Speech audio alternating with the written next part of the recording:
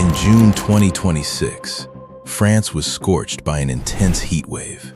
Streets trapped heat like stovetops, small apartments turned into sealed boxes, and inside hospitals, cases of exhaustion, dehydration, and cardiac arrest began to rise.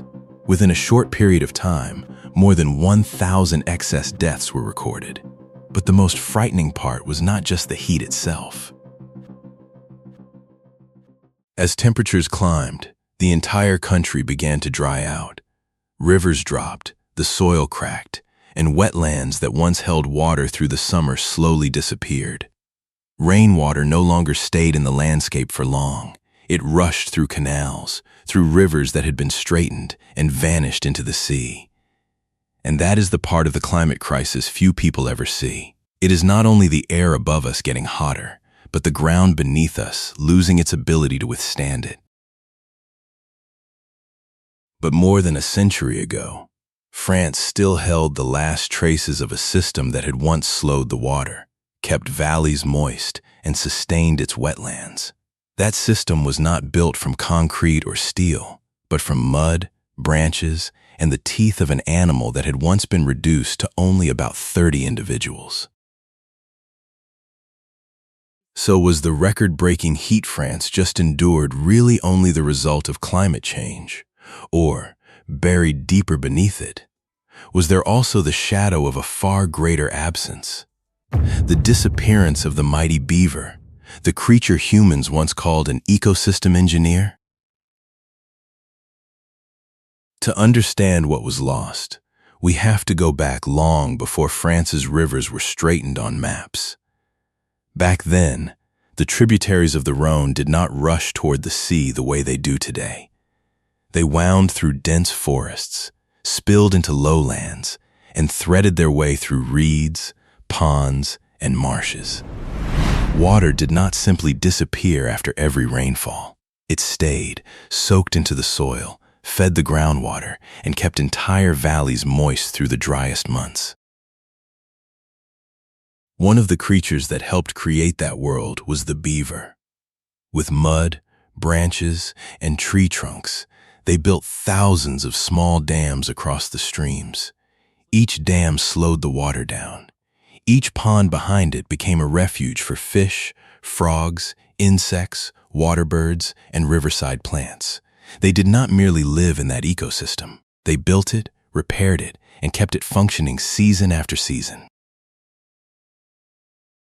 But then humans began hunting them. Beavers were killed for their fur, their meat, and for castoreum, a substance once used in medicine and perfume. Over the centuries, they disappeared from almost all of Europe. In France, by 1909, only about 30 remained, surviving in the hard-to-reach stretches of the lower Rhône. And when the beavers disappeared, their dams disappeared with them. Water moved faster. Riverbanks grew more exposed. Marshes slowly dried out. The soil lost its ability to hold moisture, and streams that had once been slow and full of life began to turn into straight channels carrying water out to sea. The most frightening part was that no one immediately recognized the loss. Across generations, people looked at dry, straight, empty rivers and began to believe that was their natural state. But at this point, one question naturally comes up. What do beavers have to do with deadly heat in France? The answer is not that a beaver can cool down a city or save an elderly person trapped inside a sweltering apartment. They cannot replace hospitals, warning systems, air conditioning, or policies designed to protect the most vulnerable. The connection runs deeper, through the one thing every heat wave quietly drains away: water. When a landscape can still hold water, it warms more slowly, stays more humid, and becomes more resilient. But when rainwater is pushed away too quickly, when streams are straightened, when marshes are drained, the landscape begins to dry out. The soil heats up faster, plants weaken, summer flows decline, and the entire system becomes more fragile in the face of drought. This is exactly what makes beavers so unusual. Their dams do not fight heat by cooling the sky, but by keeping water in the ground. They turn flowing streams into ponds, dry riverbanks into wetlands, and hurried creeks into living networks that can endure the dry season far better. And this is the question I really want to hear your answer to. In a world that is getting hotter, should we continue letting water rush out to sea as quickly as possible?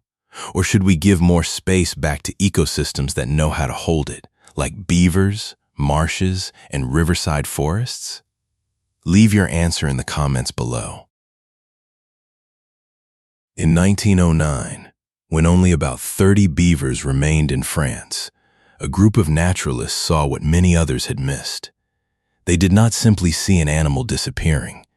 They saw the last remnant of a river system that had once known how to hold its own water, slow its own current, and sustain the wetlands around it. A decree was issued banning beaver hunting in parts of southern France. There was no enormous budget, no massive campaign, and no promise that everything would change. There was only one simple decision: let the last individuals live.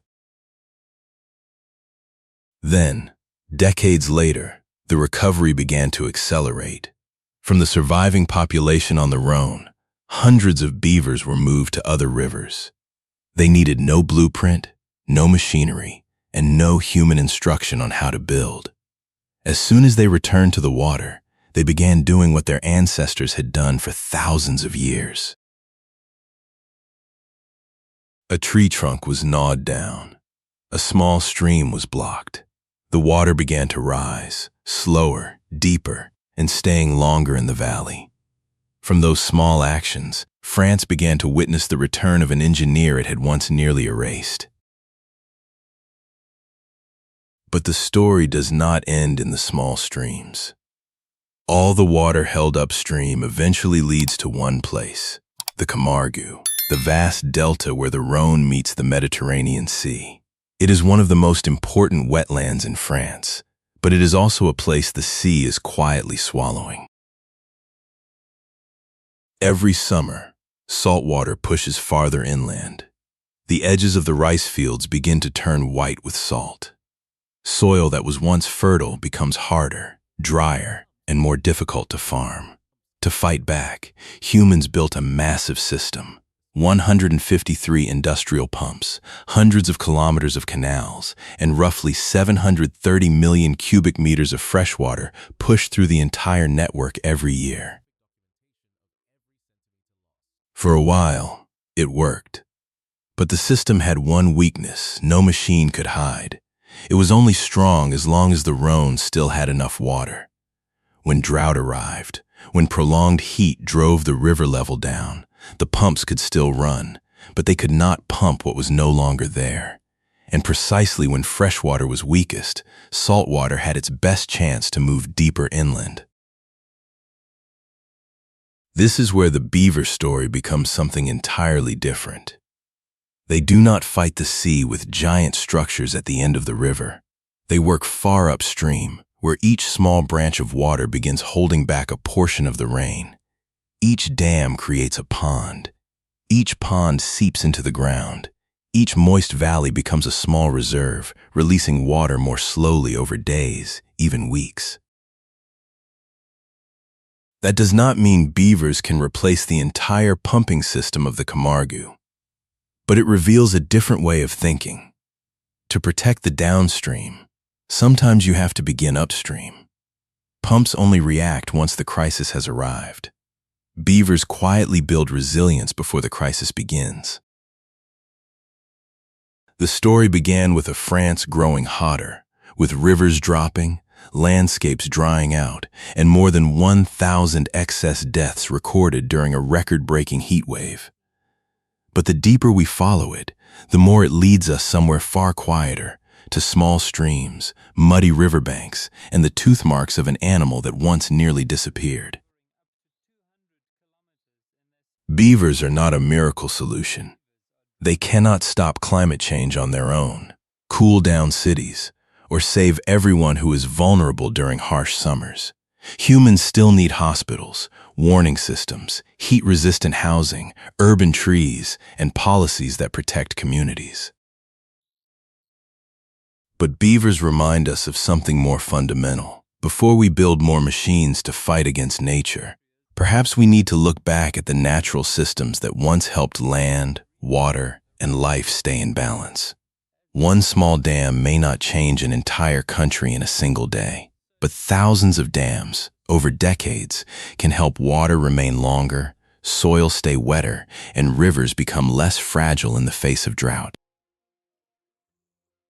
Maybe the greatest lesson from France is not simply that beavers have returned, but that humans are finally beginning to recognize what they once lost.